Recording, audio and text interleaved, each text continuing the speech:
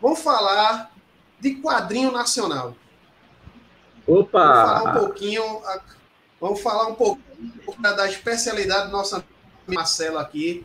Primeiramente, Sandro, dá uma retrospecto do quadrinho nacional, como foi que surgiu assim um ensejo assim da galera aqui no Brasil começar a pegar lápis e papel, começar a escrever, pegar lápis e papel e começar a desenhar, bolar os próprios personagens, mesmo com influências externas aí. Fala pra gente aí como é que foi todo esse processo aí. Rapaz, é o seguinte, tudo isso começou e eu não sei se eu posso dizer infelizmente ou felizmente, não sei, mas não começou com um brasileiro. A história dos quadrinhos aqui no Brasil, ela começa mesmo em 1860 com um italiano radicado no Brasil, o que a gente chama hoje de ítalo brasileiro. Certo. O nome dele era Ângelo Agostini. Certo. E ele era cartunista, né? Trabalhava no Jornal de São Paulo, que eu esqueço o nome agora, e ele publicava charges, né? Era chargista desse jornal. Até que ele resolveu publicar uma história criada por ele, chamada Nhoquim, ou Impressões de uma Viagem à Corte. E posteriormente ele também criou um personagem chamado Zé Caipora. E aí ele publicou essa história, né, aqui no Brasil. E daí para cá, de lá para cá, começou-se realmente a se trabalhar, a se produzir histórias em quadrinhos no Brasil, agora sim, muito esporadicamente, nada com tanta frequência. Nós não tínhamos uma periodicidade de produção de histórias mensais. Era algo que realmente estava começando no Brasil. Já tinha algumas coisas rodando pelo mundo. Lá por 1700, se eu não me engano, já existia um mangá, né? Então os japoneses já faziam quadrinho muito antes da gente. Mas assim, quadrinho ainda era uma mídia pouquíssimo explorada, né? Tanto aqui quanto lá fora mesmo, nos Estados Unidos. Tanto é que até o começo do século ainda imperava muito aquela questão da literatura pulp, né? Que eram os livros de bolso com histórias que tinha Tarzan, John Carter, Buck Rogers, né? Todo aquele pessoal que começou nos pulps.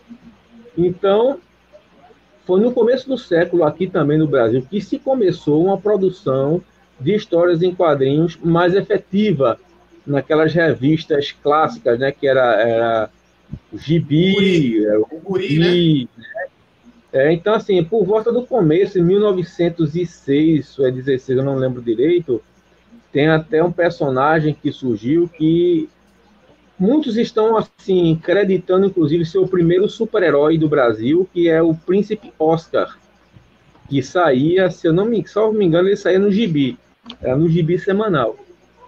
Então, assim, começou-se a haver uma inserção de artistas nacionais no meio das publicações que vinham, em sua maioria, em histórias estrangeiras, né? Que eram traduzidas, né? Vinha para cá a partir de 1930, por aí pouco, começou a vir para cá os personagens que a gente conhece clássicos, né? O Superman e tal. Depois, em 1940, surgiu o Batman por ali. E aqui começou-se também a se criar personagens, né? Tínhamos o Cachimbaum, que era um personagem que era originário daqui também. Tinha algum personagem que era calcado num personagem estrangeiro, que era o Juquinha. Ele era calcado em outro personagem, que era o Buster Brown, que ele era calcado nele. Até a turma fazia cópia em cima, decalcava mesmo e publicava. Enfim, foi a pessoal ia consumindo os quadrinhos estrangeiros, ia assim, aumentando a vontade do pessoal de produzir o seu próprio quadrinho. Ia crescendo essa vontade, né? Foi surgindo vários personagens depois de algum tempo surgiu também o Amigo da Onça, né? Fazendo quadrinhos. Lá pelos anos 60 começou a surgir por aqui também o Maurício de Souza, né? Com a sua Turma da Mônica, né? Então começou a surgir realmente muitos personagens. Um pouco antes, lá por volta de 1950 por ali, a gente tinha um seriado de TV do Capitão 7, né, que é um seriado de ficção científica, que acabou virando história em quadrinhos também. Por sinal, uma história em quadrinhos de muito sucesso. Uma dúvida, o Capitão 7, ele é um personagem genuinamente brasileiro? Genuinamente brasileiro. Ele tem influências... Sim, como os personagens estrangeiros também têm. Né? Por exemplo, o Superman. O Superman, ele não é uma criação tão original quanto as pessoas pensam. O Superman, ele tem influência, por exemplo, de John Carter de Marte. E John Carter de Marte tem uma capa vermelha, né? De Marte. Marter não, por favor. Não né? sabia, Ele tem influência de John Carter de Marte. Tem influência de Doc Savage, o Homem de Bronze. Sim. Tudo isso era personagem da literatura pulp, né? E o Super-Homem também tem influência de Tarzan, né? Tem influência de Moisés da Bíblia, né? Da questão do texto, né? Veio de Krypton. Então, da mesma forma, o Capitão 7, ele tinha as suas referências. Ele tem referência no Super-Homem, sem sombra de dúvida, mas também outros elementos da cultura pop, como aqueles em que o Superman era inspirado, né, e tudo mais. Então, o Capitão 7 é uma criação genuinamente brasileira, que surgiu primeiramente na TV e depois nos quadrinhos, né, mas ele é realmente totalmente brasileiro. Não tem, assim, nenhuma... Ele não é uma cópia de um super-herói americano. Ele tem a sua origem realmente dos personagens, a Estudantado Secreta, que é o Carlos, a Silvana, que é a namorada dele. Todos são ambientados no Brasil. E que é uma coisa que chamou a atenção e que na época também criou muitos haters. Se você pensa que o hater do quadrinho nacional ele existe desde hoje, não, desde aquela época já existia. Né? Aqueles que não gostavam da ideia e que ainda achavam que super-herói só deve ser feito por americano e não por brasileiro. Mas, enfim, depois do Capitão 7, né, veio também lá por volta dos anos 60, por aí, 63, veio o Gedeone Malagola, trouxe para a gente o Raio Negro, né, que era o Roberto Salles, que era um tenente da aeronáutica que ganhou seus poderes no espaço ao encontrar o alienígena moribundo.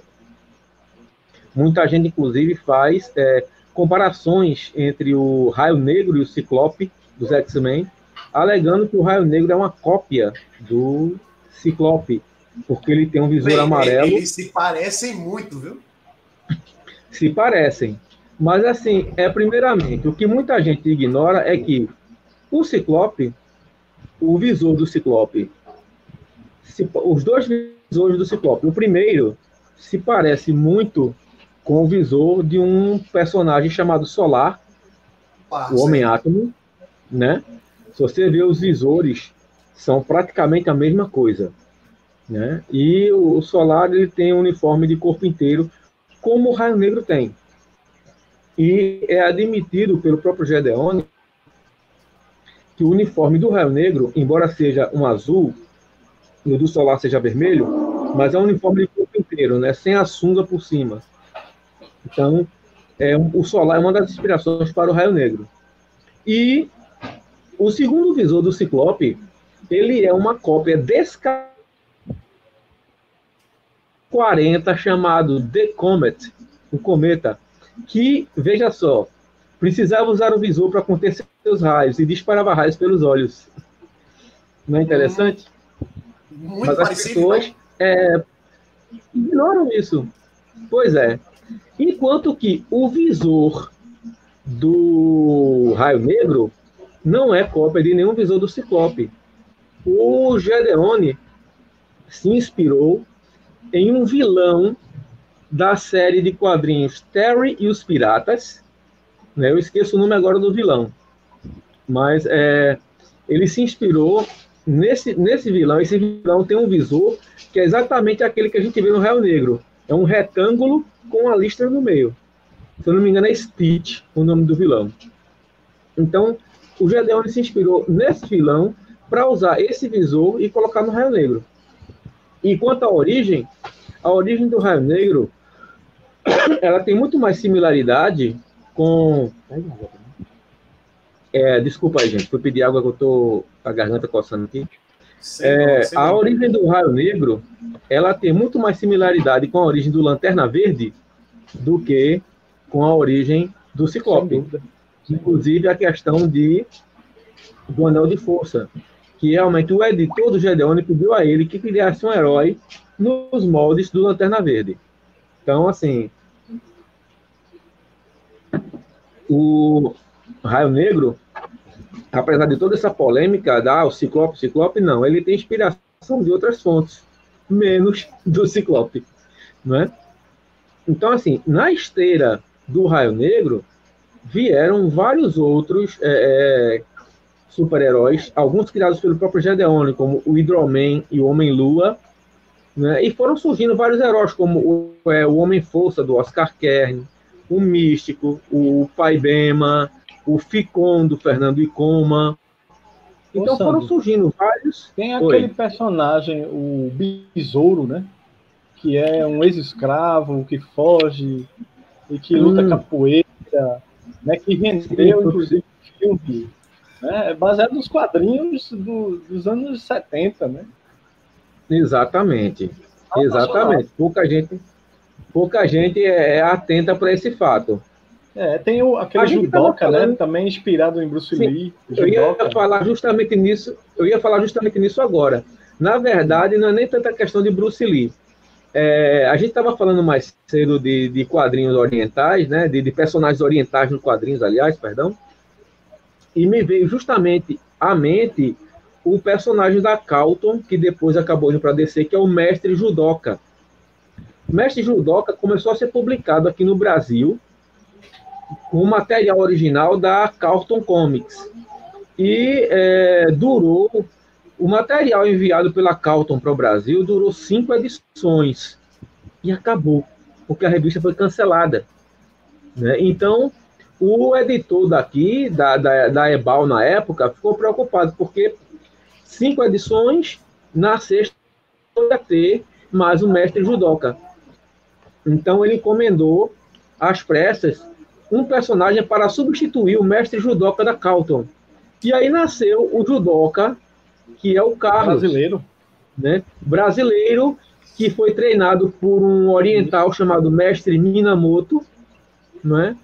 E ele passou a combater o crime, né? Em substituição ao Mestre Judoka americano. E aí nós temos logicamente, claro, as cenas de ação e tudo mais eram inspiradas nos filmes de artes marciais da época, porque era uma onda houve uma onda Bruce Lee, de né? Com uma explosão que invadiu e aí gerou vários outros personagens, outros e a televisão. Atores. Exatamente. A série Kung Fu, né, com David Carradine. Sim, cara, essa é clássico, né? Carradine é um clássico, rapaz. É algo que as novas gerações precisavam assistir. Sim. Precisam muito assistir. Tá lá no Old Flip. Sandro, diz aí pra gente como é que tá assim, a cena dos quadrinhos atualmente, assim. De lá para cá, houve evolução, não houve, mas vocês estão produzindo muito, você tem a sua própria produção, né? Você tem a sua própria material autoral, né?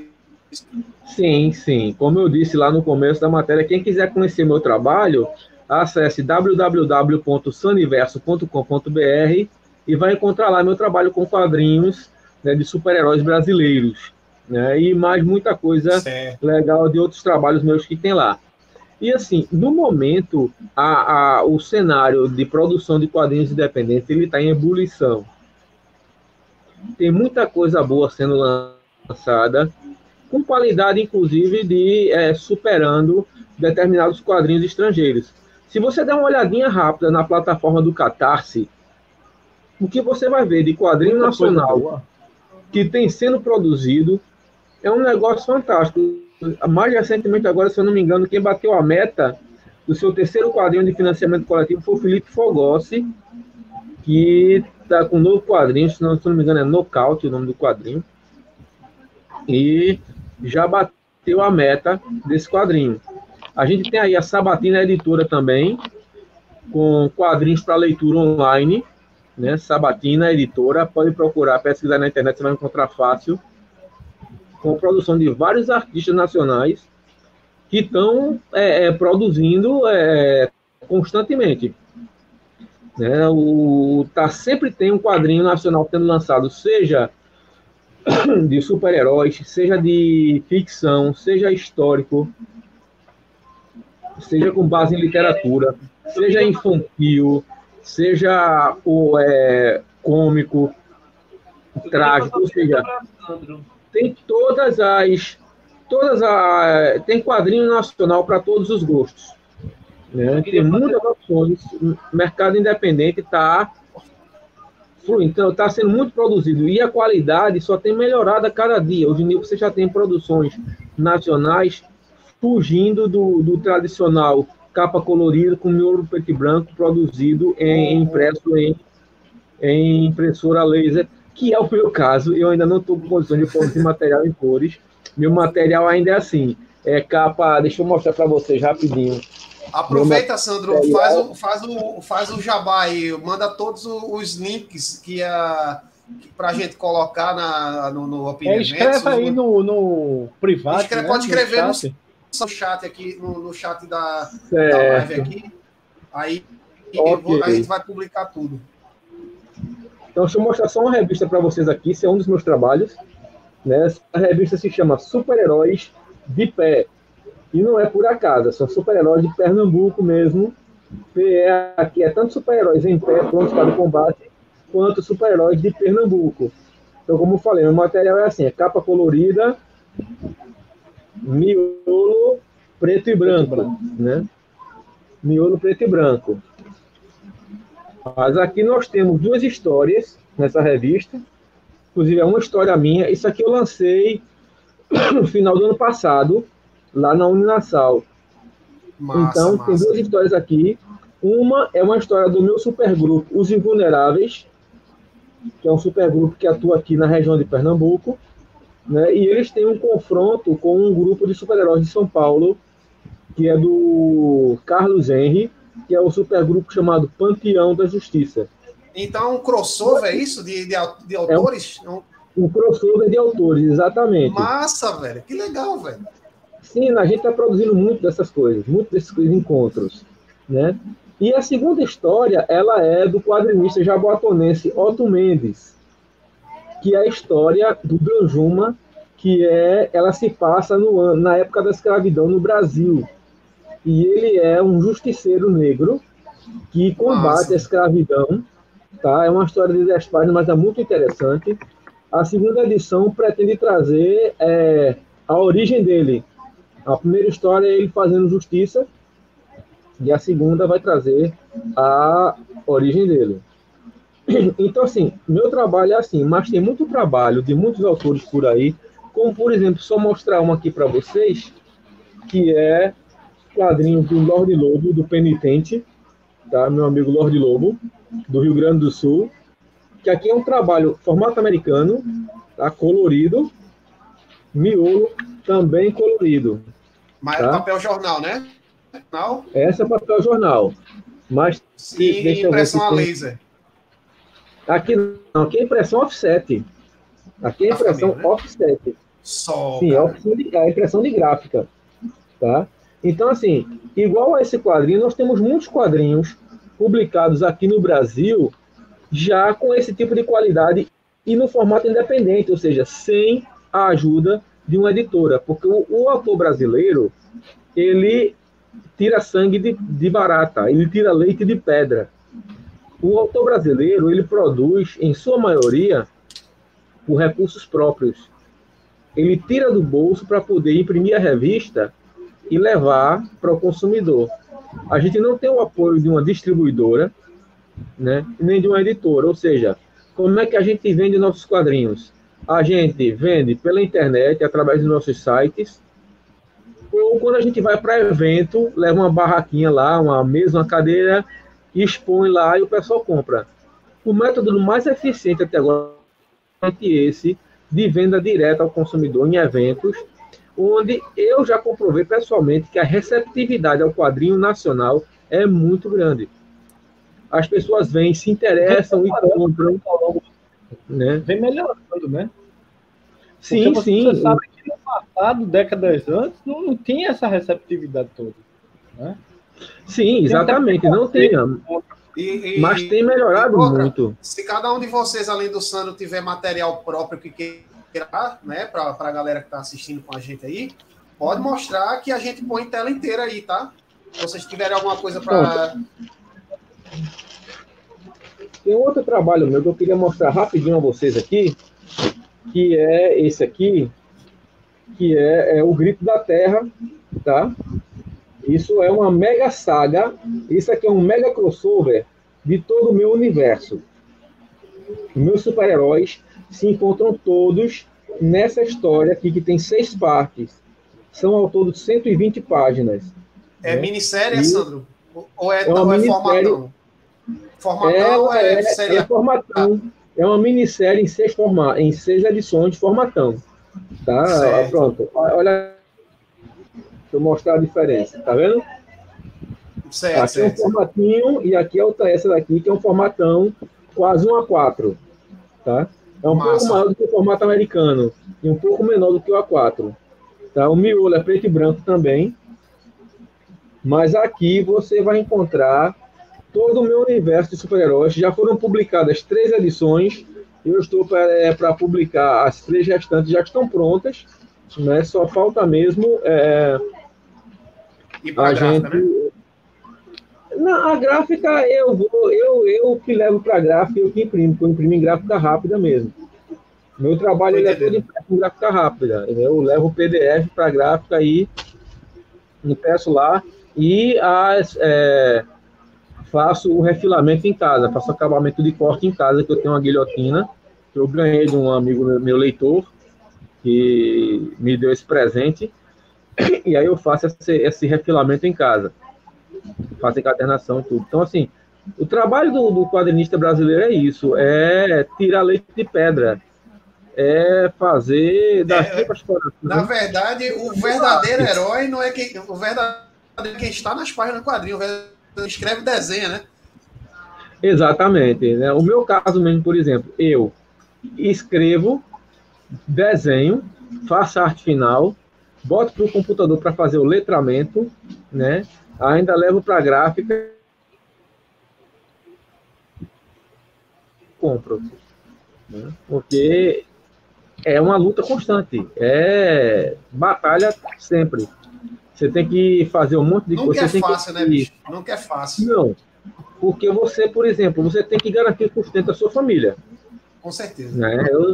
Eu sou casado, tenho 2 filhas, então você tem que sustentar a família. Então você não tem condições de estar fazendo quadrinho como você gostaria de fazer 24 horas por dia. Você tem que correr atrás de garantir o sustento da sua família, porque, infelizmente, a gente não consegue ainda viver do nosso próprio trabalho como quadrinista com o nosso universo. Você tem que ir disputar no mercado internacional uma vaga com outros artistas para poder conseguir entrar em alguma editora, mesmo que não seja Marvel ou DC, para ganhar em dólar. E nem todo mundo consegue. E o mercado nacional também não te abre essas portas. Então, o Saulo parece que tem uma pergunta para você aí, Saulo. Diga lá, Saulo. Ok, Saulo, manda aí. Foi exatamente sobre a questão do conhecimento ou não reconhecimento do quadrinho nacional. Recentemente, teve o filme do Doutrinador, Sim, né? sim, E sim. depois fizeram a série. O fato de fazerem um filme baseado numa HQ brasileira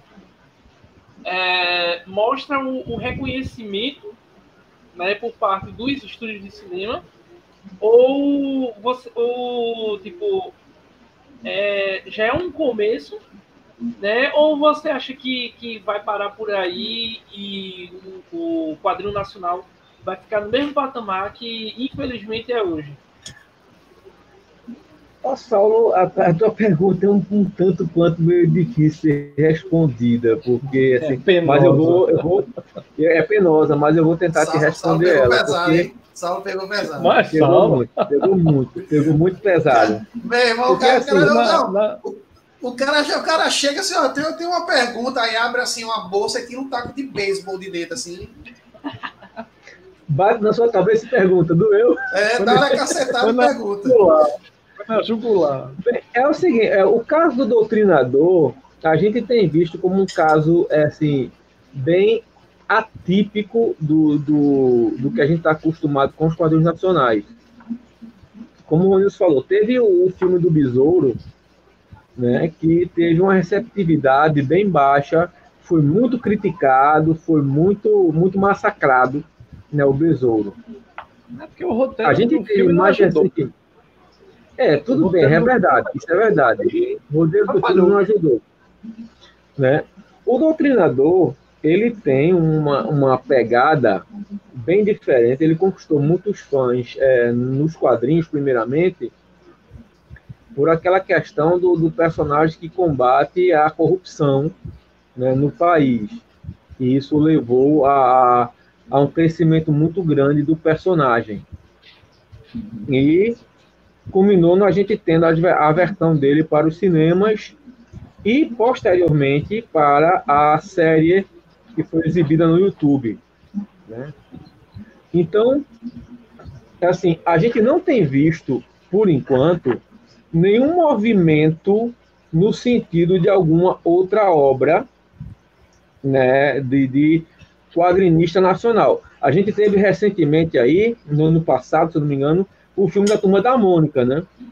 Que foi do Maurício de Souza, foi lançado aí. O filme é de morte e o filme O Cheiro do Ralo. São dois filmes baseados em quadrinhos brasileiros.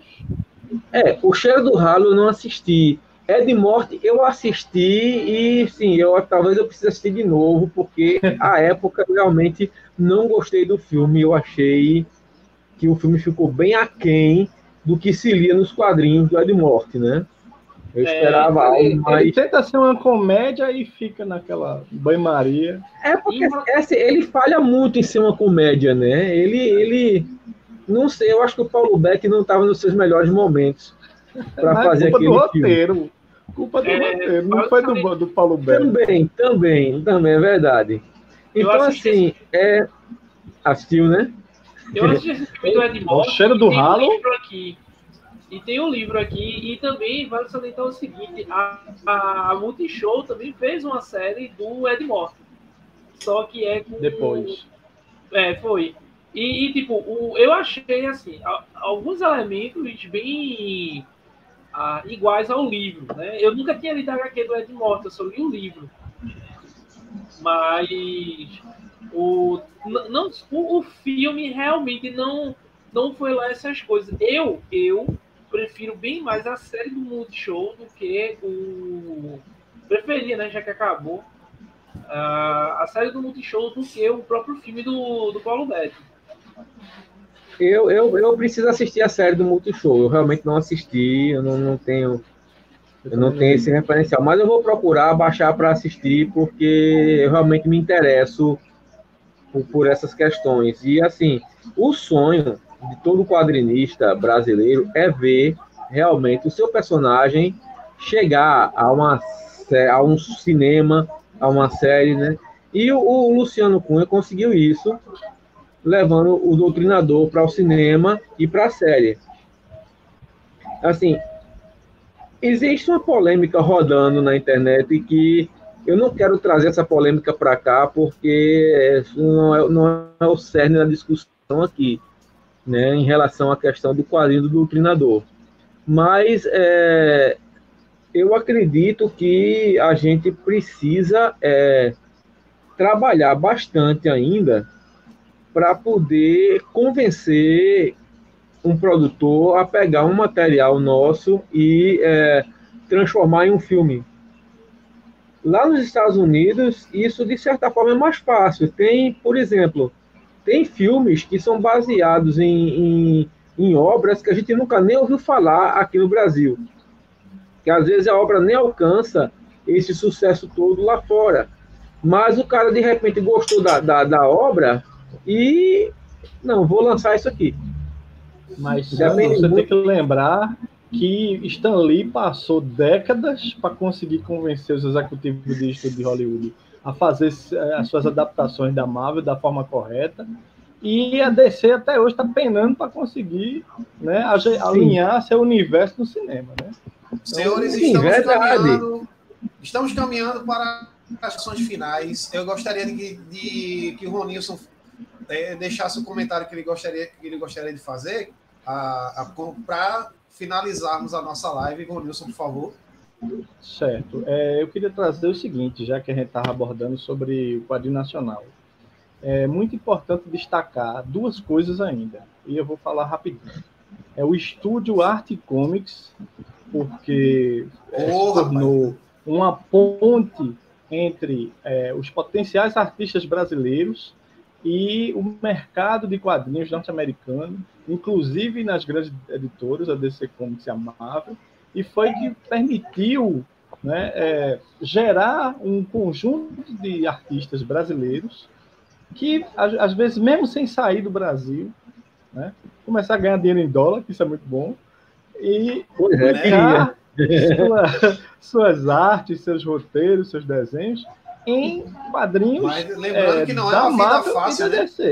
Não é. E é uma profissão, né? Só que a arte foi um trabalho como qualquer outro. Que facilitou